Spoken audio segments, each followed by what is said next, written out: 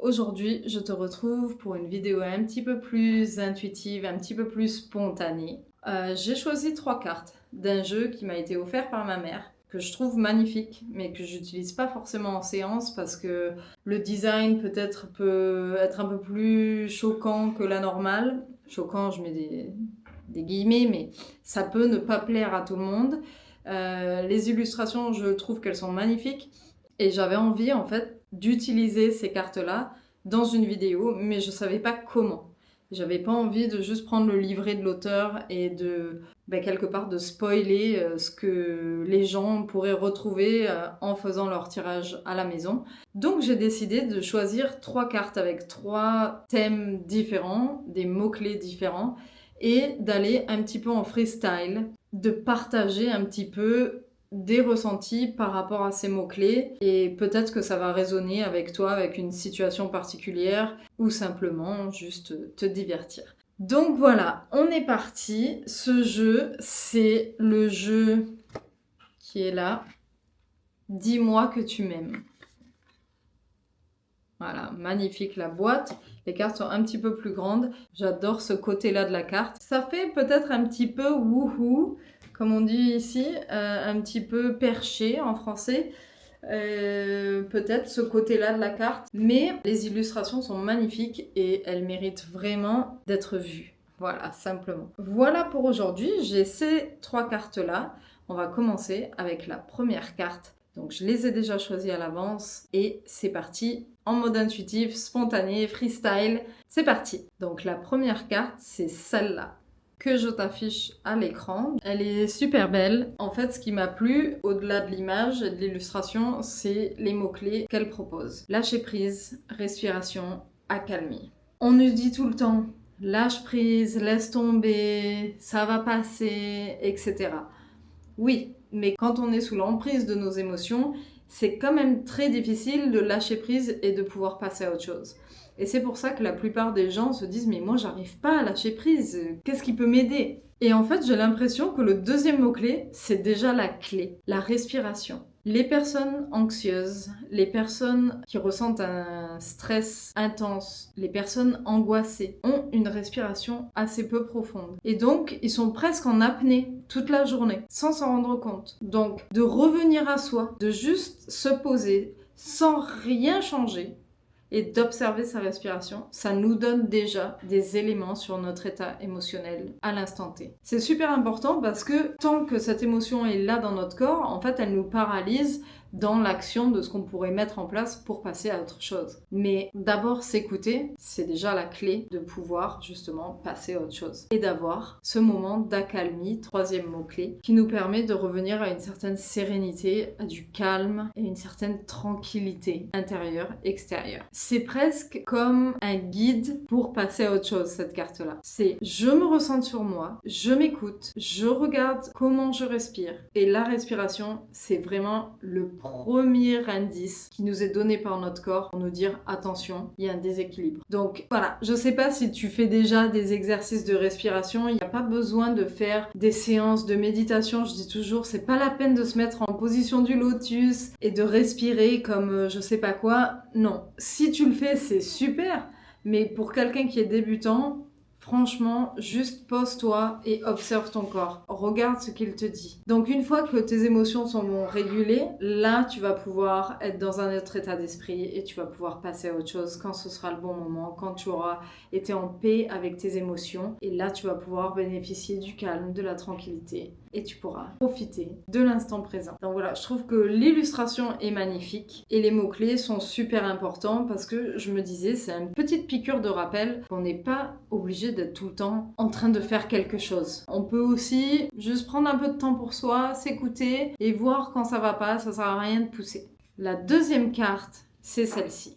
Un petit peu plus sombre, on est d'accord, qui parle de sacrifice, d'abandon, de dévotion. Là, dans ce cadre-là, je trouve que l'image, l'illustration en elle-même est intéressante à observer. On y voit une femme qui a l'air pas forcément de pleurer, mais en tout cas, elle a pleuré. On voit qu'il y a du mascara qui dégouline de ses yeux. Et surtout, elle se poignarde le buste. ou le cœur. On ne sait pas trop ce qu'elle essaie de toucher, mais en tout cas, elle essaie d'y toucher. On la voit aussi avec une cape, mais nue dessous. Elle s'est mise à nu. Et en fait, c'est ce qui se passe dans le sacrifice. Quand on donne trop, quand on se sacrifie trop, on est dans une forme d'abandon de soi. On se laisse aller, on laisse les autres nous piétiner. On devient plus vulnérable de fait. Et le sacrifice, dans notre culture, c'est quand même quelque chose qui est perçu assez positivement. Je sais pas si ça peut se dire comme ça.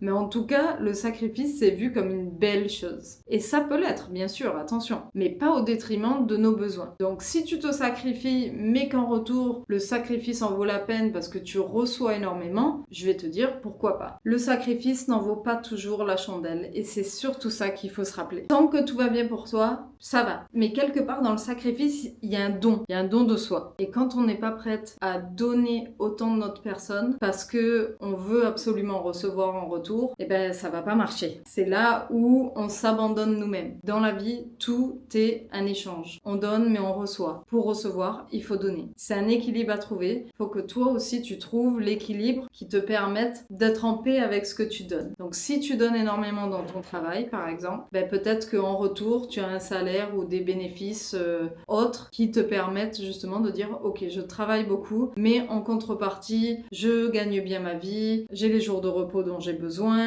j'ai du temps pour moi et donc ça me convient. Et ça voilà, c'est l'équilibre entre donner et recevoir et ça marche. Mais parfois, on donne tellement qu'on va jusqu'à l'abandon de soi parce qu'on ne respecte pas ses limites, parce qu'on ne respecte pas ses besoins et ça court à notre perte. C'est pour ça que c'est important de mesurer le bénéfice-risque de tout sacrifice. J'ai dit aussi qu'on voyait qu'elle se mettait à nu et quand on se met à nu, on devient vulnérable. Quand on est vulnérable, les autres peuvent plus facilement nous marcher dessus, ne pas respecter nos limites. Ça conduit quelque part encore à une forme de sacrifice pour essayer de rééquilibrer les choses. Et on n'a pas forcément besoin de ça. Pour la troisième carte que je t'affiche ici, elle nous parle d'optimisme, d'accueil et d'ouverture. Et cette carte-là, on y voit une femme dans une ouverture justement, comme une fenêtre. Et en fait, quand on ouvre la porte à de nouvelles possibilités, et bien souvent, c'est parce qu'on a changé un petit peu d'état d'esprit. Parce que on va dire que d'un côté, on ne change pas une équipe qui gagne, mais en même temps, de l'autre côté, si on fait rien, il n'y a rien qui change. Là, on nous parle d'optimisme. Et j'aime ce mot parce que, en fait, il nous permet de ne pas tomber dans ce que j'appelle la positivité toxique. L'optimisme et la positivité toxique sont deux choses différentes. Et c'est bien de le souligner. On nous parle depuis quelques années de positivité, il faut être positif, là.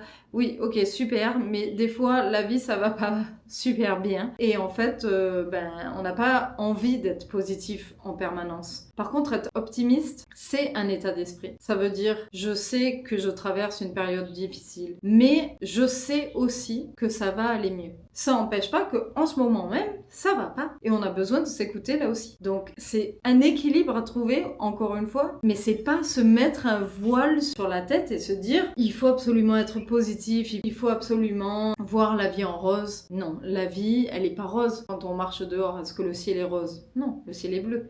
Donc, gris aussi par moment. Et c'est ce qui fait aussi la beauté de la vie. C'est pas toujours rose, c'est pas toujours noir, mais quand on est optimiste, on accueille plus facilement des choses. On crée une ouverture pour qu'on puisse accueillir de choses nouvelles. Et ça, c'est ce qui va changer la donne à un moment. L'optimisme, il nous permet de pas sombrer. Rester optimiste, ça veut dire que oui, on passe par des épreuves difficiles, mais qu'on sait qu'on va s'en sortir. Il y a une forme de résilience. Ça, c'est important. L'optimisme, ça veut pas dire que tout va bien tout le temps. De nos jours, quand on se rencontre, on se dit « Ah, salut, ça va ?» Et les gens répondent quoi? « Ça va ». Si quelqu'un répond « Ça va pas », on sait plus quoi faire.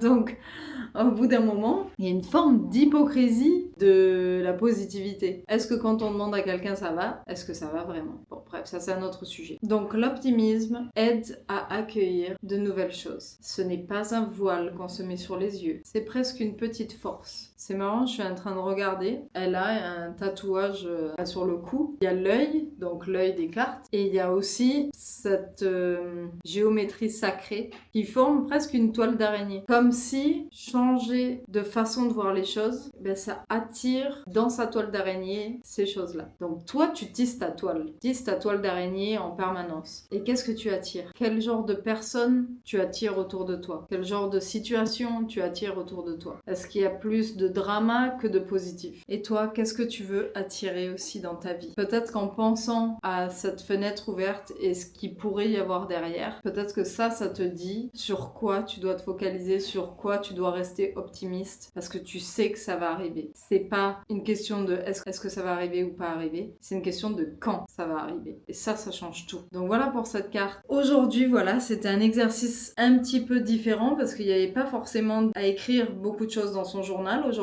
C'était vraiment plus des sujets qui me tenaient à cœur de parler parce que on a beau le savoir, ça va pas forcément nous donner le déclic. Des fois, il faut 1000 façons avant d'avoir un déclic. Peut-être que cette vidéo sera une des façons. Si tu as une thématique en particulier que tu aimerais que j'aborde, écris-le-moi en commentaire. Déjà d'une, ça me fait super plaisir de pouvoir te lire. Et de deux, ça me fera super plaisir de pouvoir créer un contenu qui te plaît. Donc n'hésite pas, partage-moi si tu as des idées en particulier, des thématiques que tu voudrais qu'on aborde, qu'on n'a pas encore abordé. Fais-nous plaisir et écris-le-moi en commentaire. En attendant, je te vois la semaine prochaine. Prends soin de toi.